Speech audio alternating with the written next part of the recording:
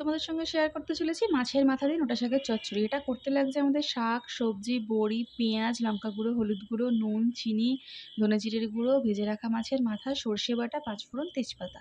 কড়াই দিয়ে দেবো পরিমাণ মতন তেল, দিয়ে বড়িটা একটু লাল লাল করে ভেজে তুলে নেবো। ওই কড়াতেই দিয়ে দেবো কেটে রাখা সবজিগুলো।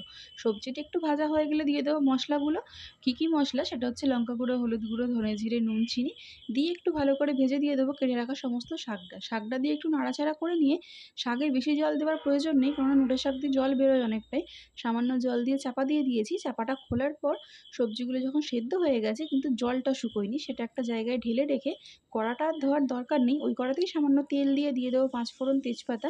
একটু পাঁচফোড়ন তেজপাতা ভাজা হয়ে গেলে দিয়ে দেবো কেটে রাখা পেঁয়াজ। পেঁয়াজটা ভাজা হয়ে গেলে দিয়ে দেবো ভেজে রাখা বড়ি, মাছের মাথাটা ভেঙে নিয়েছি সেটাও দিয়ে দেবো। তারপর দিয়ে দেবো সেদ্ধ করে রাখা সবজি সমেত শাকটা। তারপর দিয়ে দেবো সর্ষে বাটা, দিয়ে ওটা একটু জল শুকিয়ে শুকনো শুকনো হয়ে গেলেই তৈরি হয়ে যাবে মাছের মাথা দিয়ে ওটা।